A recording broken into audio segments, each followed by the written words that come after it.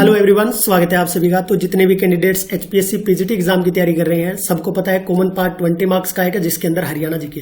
इस वीडियो के अंदर हम कवर करेंगे एचपीएससी के previous year question welfare scheme से रिलेटेड हिंदी और इंग्लिश में दोनों, क्योंकि आपको पता है कुछ पेपर में एचपीएससी ने एडवर्टाइजमेंट में लिखा है कि वो हिंदी में आएगा, कुछ में लिखा है हिंदी और इंग्लिश में आएगा। जैसे साइंस के सब्जेक्ट्स हुए physics, chemistry, math, biology, English, इन सब के क्या है ऑलमोस्ट इंग्लिश के अंदर लिखा हुआ है कि ओनली वन लैंग्वेज में। बाकी जैसे ज्योग्राफी हो गया, इकोनॉमिक्स हो गया, इन सब के जितने भी है वो अपना अपना इंडिविजुअल आप देख लेना और उसके अकॉर्डिंग क्वेश्चन को पढ़ना। और चैनल पे फर्स्ट टाइम विजिट कर रहे हो तो दोस्तों चैनल को सब्सक्राइब करें और हो सके तो ज्यादा से ज्यादा शेयर करें अगर आपको वीडियो पसंद आती है तो। ये क्वेश्चन देखिए, इस क्वेश्चन को कीजिएगा आप, ठीक है। ये मास्टर कॉपी है, ऑफिशियल कॉपी से ये है, एचपीएससी के द्वारा पूछा हुआ ये क्वेश्चन है। आपसे पूछा गया है मुख्यमंत्री मुफ्त इलाज योजना इन हरियाणा। एक आपको और सजेशन रहेगा, जो जिसका पेपर इंग्लिश में आएगा वो हिंदी वाला वर्जन ना पढ़े, क्योंकि आपको एग्जाम में ओनली क्या देखने को मिलेगा, इंग्लिश। मुख्यमंत्री Muft Ilaj Yojana in Haryana include the following service, कि हरियाणा के अंदर जो मुख्यमंत्री मुफ्त इलाज योजना है उसमें कौन कौन सी सर्विस प्रोवाइड की जाती है हरियाणा गवर्नमेंट के द्वारा। पहला आपको बोला गया है surgery, laboratory test and diagnostic, x ray, ECG, ultrasound only. दूसरा बोला गया OPD, IPD, medicine, referral, transport, dental treatment only. आप अपने क्वेश्चन का आंसर लगा लीजिए, अदरवाइज आप बाद में देख रहे हो वीडियो 30 सेकंड रोक के एक बार इस क्वेश्चन को ट्राई कीजिएगा, आपका क्वेश्चन सही होता है या नहीं होता। उसके बाद आप देख सकते हो आपके कितने क्वेश्चन सही बने। उसके बाद यहाँ हिंदी में पढ़ोगे तो ये बोला गया है कि सर्जरी है, लेबोरेटरी टेस्ट है, ओपीडी है, दवाइयां, रेफरल, ट्रांसपोर्ट। तो इसके बारे में पहले जान लेते हैं थोड़ा सा। आपने अपना आंसर कर लिया होगा जितने लोगों को आता होगा तो मुख्यमंत्री मुफ्त इलाज योजना, जिसको MMI और साथ में वाई ये भी बोला जाता है, इसको फुल फॉर्म भी पूछी जा सकती है आपसे। कब से स्टार्ट हुई थी? सरकारी स्वास्थ्य बीमा योजना है, जनवरी 2014 में स्टार्ट हुई थी। इसका मूल जो यही था कि कम अच्छी गुणवत्ता का और स्वास्थ्य सेवाएं कम खर्च पर प्रदान की जाए। इसके अंदर क्या क्या दिया जाता है देखो, लेबोरेटरी टेस्ट, ओपीडी, सर्जरी, दवाइयां, ठीक है। इतना ही नहीं, साथ साथ दांतों का इलाज और एम्बुलेंस की सेवा, ठीक है, जिसको ट्रांसपोर्ट भी बोला हुआ है। तो आगे हम देख लेते हैं इनको। अगर आप डिटेल में पढ़ना चाहो तो ये पीडीएफ भी आपको मिल जाएगी टेलीग्राम चैनल के ऊपर दोस्तों, ठीक है।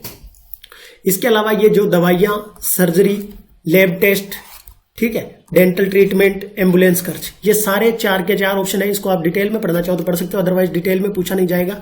तो इसमें क्या आएगा देखो, इस ऑप्शन में आपके पास क्या है, सिर्फ ऑप्शन एलिमिनेट करने वाली बात है। यहां अगर हम देखें तो डेंटल, ट्रांसपोर्ट मतलब एम्बुलेंस वाला है, मेडिसिन, दवाइयां, ओपीडी, सर्जरी, लेबोरेटरी टेस्ट और डायग्नोस्टिक लेबोरेटरी टेस्ट के अंदर ही आ गया, मतलब किसी रोग का पता लगाना, ठीक है। अरे ये बात समझिए, तो इसका ओनली क्या हो जाएगा, 4 वाला सही हो जाएगा। तो क्वेश्चन तो बढ़िया पूछा था ये वाला। कितने लोगों को आपका ठीक हुआ है वो आप आंसर कमेंट सेक्शन में बता सकते हैं, जिसके जितने ठीक होते हैं।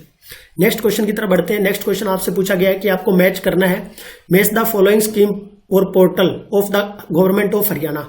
उनको उनके काम से, जैसे मेरी फसल मेरा ब्यौरा पोर्टल, उत्तम सीड पोर्टल, मुख्यमंत्री बागवानी योजना, real time data acquisition system. तो आप रियल टाइम एक्विजिशन सिस्टम और ये सारे आपने एक बार अपना मैच कर लीजिए किसके साथ कौन सा है, वीडियो को पॉज करके 30 सेकंड के लिए। और उसके बाद हम देख लेते हैं इसको डिटेल में, सारी स्कीम जो ये 4 स्कीम है इनको डिटेल में देख लेते हैं कि क्या है ये, ताकि भविष्य में कोई क्वेश्चन आए तो आप उसको अटेम्प्ट कर पाओ। चलिए जी, नेक्स्ट पहला है उत्तम बीज पोर्टल, ठीक है। तो यहां आप देखोगे किसानों के हित के लिए उत्तम बीज पोर्टल। अब इसमें क्या है कि एक तो किसानों को पारदर्शिता, उत्तम बीज उपलब्ध करवाना। आपने देखा होगा कि जैसे जो कपास होती है उसका मतलब बीज कम ऊपर कुछ लिखा होता है, अंदर क्या होता है उसका नकली बीज होता है। तो जिसकी वजह से मतलब कपास होना ही बंद हो गई हरियाणा के अंदर। मतलब बहुत सी जगह है कि क्वांटिटी कम हो गई उनका कम होना मतलब उसका क्वांटिटी कम हो गया। अगर वो 1 एकड़ में ज्यादा निकल रहा था तो अब कम निकल रहा है।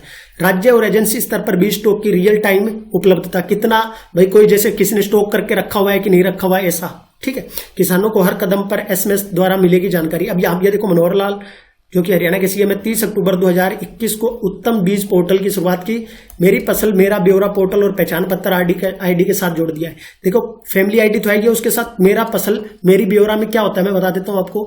इसमें ये होता है कि किसी जमींदार ने मान लो कोई खेती कर रहा है वो पहले से भी मैंने 3 एकड़ में क्या लगाया है, 2 एकड़ में क्या लगाया है, उसका आपने पंजीकरण करवा दिया पहले से कि मैंने इस बार 2 एकड़ में मान लो धान लगाया है, 2 एकड़ में मैंने कपास लगाया है। इस टाइप से कुछ भी मतलब जिसने जितना लगाया है तो वो ऑनलाइन डाटा सरकार को दे दिया। तो यहां आप देख सकते हो हरियाणा सरकार ने किसानों के हितों में वर्षों से चले आ रहे बीजों के फर्जीवाड़ा को रोकने के लिए यही लैंग्वेज आपको क्वेश्चन में पूछी हुई है, बिल्कुल हिस्ट्री। आगे चलते हैं नेक्स्ट। पहला अपने पास हो गया कौन सा, Uttam seed portal. Uttam seed portal किससे रिलेटेड होगा, ये वाला, to prevent the of seed sellers. तो यहां आप देख सकते हो बीज विक्रेताओं की मनमानी को रोकने के लिए, तो इसका मतलब सेकंड का अपना क्या हो जाएगा, सी हो जाएगा। उसके बाद हम नेक्स्ट बागवानी योजना देख लेते हैं। मुख्यमंत्री बागवानी योजना क्या है? मुख्यमंत्री बागवानी योजना हरियाणा सरकार, ठीक है, इसको भी क्या बोलते हैं, MBBY, ठीक है, ये फुल फॉर्म भी आप देख सकते हो। इसमें क्या है, देखो मुख्यमंत्री बागवानी योजना में क्या है कि अगर किसी का मान लो योजना में प्रतिकूल मौसम व प्राकृतिक आपदाएं, मान लो बारिश हो गई या जैसे फसल कटने वाली और उस टाइम पे बारिश आ जाती है या ओलावृष्टि हो जाती है तो फसल खराब होगी मान लो, तो उस दौरान अगर यहाँ किसी बीमारी से खराब हो गई, जैसे लास्ट टाइम कपास के टाइम पे मतलब एक कीड़े की वजह से मतलब ऑलमोस्ट हरियाणा के अंदर जो जिसको गुलाबी कीड़ा बोला गया, कुछ ऐसा बोला गया, तो उसकी वजह से, ठीक है, तो ऐसे में सरकार क्या करेगी, मुआवजा देगी, ठीक है। तो इसका मतलब ये हुआ योजना के, ये आपको याद रखना है कि कितना मुआवजा देगी, आपको ये थोड़ा एक्स्ट्रा फैक्ट इसलिए याद रखना है, जैसे बीमा राशि 30,000 रुपए प्रति एकड़ फसल और सब्जियों के लिए, 750 क्या रहेगा इसका प्रीमियम रहेगा, किन के लिए, फसल और सब्जियों के लिए। फल के लिए देख लिए 40,000 प्रति एकड़ और 1,000 रुपए आपको इसका प्रीमियम देना होगा। अब अगर नुकसान हो जाता है, कितना नुकसान, इसमें सरकार ने स्लैब बनाए हैं, अगर आपका 0 से 25% तक खराब हुआ है, मान लो आपका टोटल था उसमें से 0 से 25% आपकी फसल खराब हो गई, तो कोई भी मुआवजा नहीं मिलेगा, 0, मतलब आपका 100% में से 25% खराब होगा तो कुछ नहीं मिलेगा, शून्य मिलेगा, ठीक है। अगर आपका 25 या 26 से लेकर 51 तक का स्लैब है, ठीक है, उसमें नुकसान होता है तो मुआवजा आपको 50% मिलेगा। 50% मतलब जो इन्होंने तय किया जैसे 30,000 और 40,000 उसका आधा मिलेगा, ठीक है। और किस पे है ये, अपना सब्जियों और मसालों पे, सब्जियों और मसालों पे प्रति एकड़ 15,000 रुपए और 20,000 रुपए जैसे आधा कर दिया।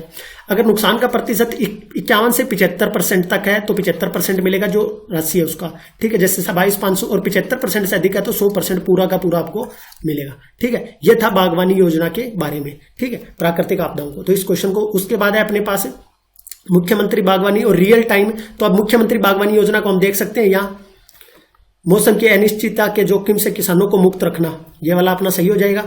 मुख्यमंत्री को बागवानी योजना को ए से कनेक्ट कर देते हैं, थर्ड का ए, थर्ड का क्या हो जाएगा, ए हो जाएगा। इसके बाद है रियल टाइम डाटा एक्विजिशन। अब इसको देखोगे आप, रियल टाइम आप इसको लगा सकते हो कि मौसम टाइम से रिलेटेड अगर करके कोई ऐसा करेगा ना कि ये वाला जो है मौसम की अनिश्चितताओं के बारे में कि मौसम की जानकारी देना, ऐसा नहीं है, गलत हो जाएगा दोस्तों। आप देखोगे पहले तो ये मेरा फसल मेरा भी, ये रहा real time data acquisition systems. तो इसमें क्या है कि जैसे चोरी को रोकने के लिए नहर वगैरह में जैसे पाइप डाल के पानी की चोरी, या ये इसमें 90 RTDS लॉन्च किए थे, कब है, 18 सितंबर 2021 को आप देख सकते हो, नेशनल हाइड्रोलॉजी प्रोडक्ट, ठीक है। इसमें better delivery of irrigation service, सिंचाई के लिए बढ़िया सुविधा उपलब्ध करवाई जा सके, रियल टाइम मॉनिटरिंग की जा सके 24/7, हेल्प इन एनालाइजिंग थेफ्ट मतलब चोरी वगैरह को रोकने के लिए, कैनाल वाटर मतलब नहर के पानी की चोरी को रोकने के लिए, ठीक है। तो यही क्वेश्चन से इससे रिलेटेड था और यही पूछा गया है। तो इसकी फुल फॉर्म भी आपसे एग्जाम में पूछी जा सकती है, RTDS क्या था, ठीक है, इस पोर्टल का क्या नाम था। इसका मतलब ये हो गया हमारे पास यहाँ RTDS, इसका क्या हो गया, कैनाल। और मेरी फसल मेरा ब्यौरा पोर्टल का एक बार हमने देख भी लिया, यहां देख सकते हो, मेरी फसल मेरा ब्यौरा, समृद्ध किसान मेरी पहचान। इसका उद्देश्य क्या है, किसानों का पंजीकरण, फसल का पंजीकरण, खेत का ब्यौरा, फसल का ब्यौरा आपको देना होगा कि मैंने क्या क्या लगाया है, क्या मैंने इस साल क्या बोया है, ठीक है। किसानों के लिए एक ही जगह पर सरकारी सुविधाओं का उपलब्ध, जैसा आपने भी देखा था दूसरी जो भावांतर भरपाई योजना थी कि उसको उससे कनेक्ट कर दिया गया है।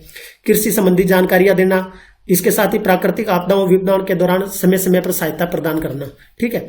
और फसल की कटाई के समय में मंडी संबंधी जानकारी उपलब्ध करवाना, ऋण व उपकरणों पर सब्सिडी अगर किसी सिस्टम पर मिल रही है तो वो बताना, ठीक है। मतलब ओवरऑल सारी चीजें। तो यहाँ यही लिखा हुआ है, किसानों को घर बैठे अपनी फसल बेचने के लिए उर्वरक, बीज, खाद, ऋण, उपकरणों के लिए वित्तीय सहायता प्रदान करना। तो इसका राइट आंसर क्या हो जाएगा, फर्स्ट का डी, सेकंड का सी, थर्ड का ए और फोर्थ का b. D is the right answer. अब कितने लोगों को आपका सही था, और ये PDF भी आप प्राप्त करके आराम से अपना पढ़ सकते हो बाद में भी डिटेल में, ठीक है।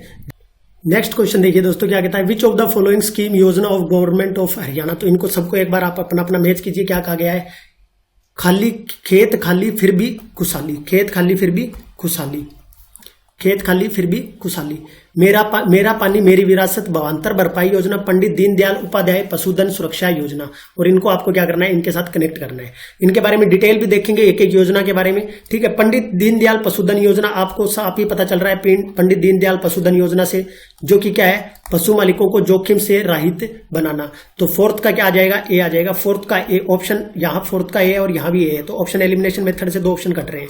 उसके बाद अभी हमने बात की, जैसे ये 2 पहले वाली जो मेरा पानी मेरी विरासत योजना है, इसी का ही हिस्सा कौन है, खेत खाली फिर भी खुशहाली। मतलब ये जो मेरी विरासत मेरी योजना है ना, गवर्नमेंट क्या चाहती है, भी आप अपने खेत में कुछ भी नहीं लगा रहे हो फिर भी आपको गवर्नमेंट पैसे दे रही है।